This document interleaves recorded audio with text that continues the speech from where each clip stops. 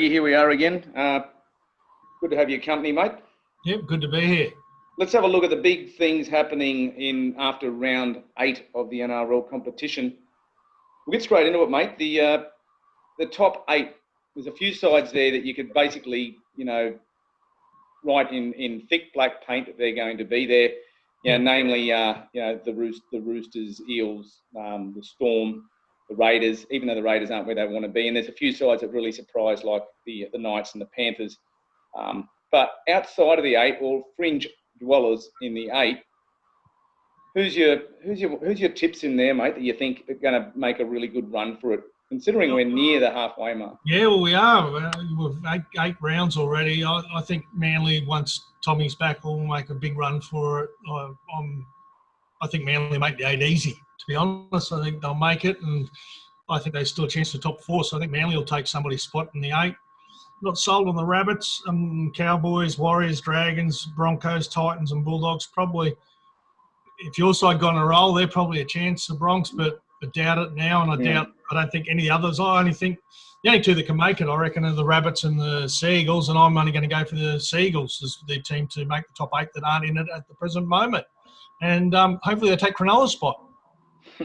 No, I agree with you. You look at the bottom 6 teams at the moment going into round 9. I think you can almost safely say that from 16th to 11th, so Bulldogs, Titans, Broncos, Dragons, Warriors and Cowboys, unless something miraculous happens, you can't see them making the 8 at all. The West Tigers are in the 8 at the moment. They're renowned for the coming 9th. Harry Grant's made a big difference to them, and a couple of signings here and there. Luke Brooks has been really good for them as well. But I'm with you. I think the Manly will be there. That's not really an indication of what they are. They're a different side without Turbo, but I'm thinking probably the side that wasn't there last year that could make it this year will be the West Tigers for me. Yeah.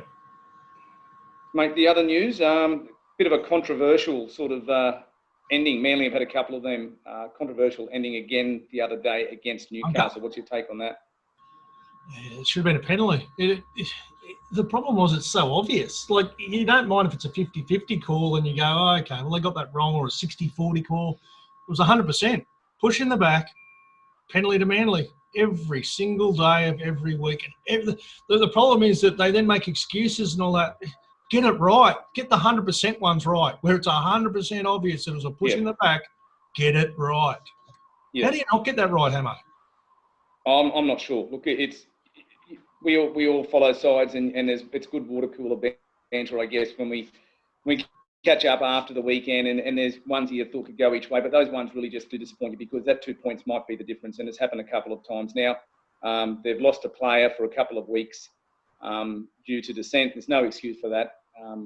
That's just a brain explosion. He's come out and apologised, but you can understand their frustration as well. And now, not only are they missing arguably one of the top 2 or 3 best players in the world, now they've missed a very good front rower for the next few weeks to compound things. I don't know the solution. We've had it for a while, and it just doesn't seem to be getting better, does it? No, well, it doesn't give the bunker a good name. Like at the end of the day, I think the bunker's been better to have it than not have it. But just when they don't get these sort of things right, it puts doubt back into your mind again. Yeah, no, I couldn't agree more.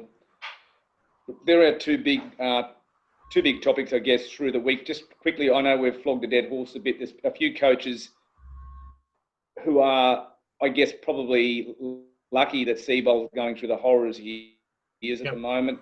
Paul Green, we mentioned with our tips that there was a bit of fool's gold perhaps for the Cowboys. They came crashing back to earth against Parramatta. McGregor and the Dragons have lifted over the last few weeks. But if you look at some of the Dean Pay, he's, again, lucky that Seabold's copping the media attention, the unwanted media attention he is. And the Warriors, of course, have already, sacked their coach, and they've got a caretaker coach in Todd Payton. You wouldn't be a coach for quids, mate, would you? No, you wouldn't. I mean, I don't think Dean Pay deserves to be under any pressure. I think I've said that before. I think Paul Green, Anthony Seabold and Paul McGregor all are very, very lucky men to still be coaching. And I think this isn't a personal thing. This is my thoughts on where the clubs are at and can they, what they're doing.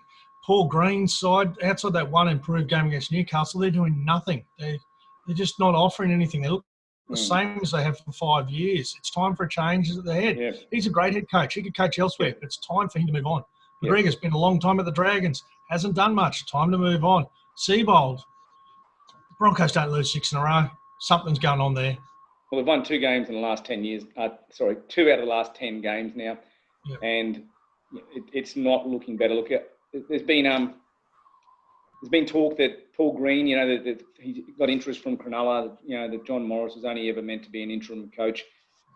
Sometimes it's not so much, like you alluded to, it's not so much the coach, it's just that coaching style has worn out its welcome. Maybe that coaching style doesn't work with that certain roster either. So, yeah, it's going to be interesting. I think we will see another coach or two packing their bags before season's end. Anyway, let's look forward to another good round next of week. football. I reckon, Hamo, within the next couple of weeks, I don't think Bennett will be at the Rabbitohs next year, no matter what. I don't think they're going to make the 8, so it'll be time to move on. That's my thoughts. I wouldn't be surprised, Greg, if that's the case. There's he came out the other day and he stated that he has no intentions of retiring. He will keep, being a coach or in a coaching capacity in some stage. It's interesting with the, potentially in 2022, the new Brisbane franchise in Brisbane by the look of it. If that goes ahead, would he play some sort of a role there and get out early? Who knows what he would do. Yeah. But, yeah, don't quit your day job and be a coach just yet. No. All right, that's us, Okay, Greggy. Until next time, buddy, I'll catch you soon. Okay, see you, buddy. Take it easy. Yeah, mate.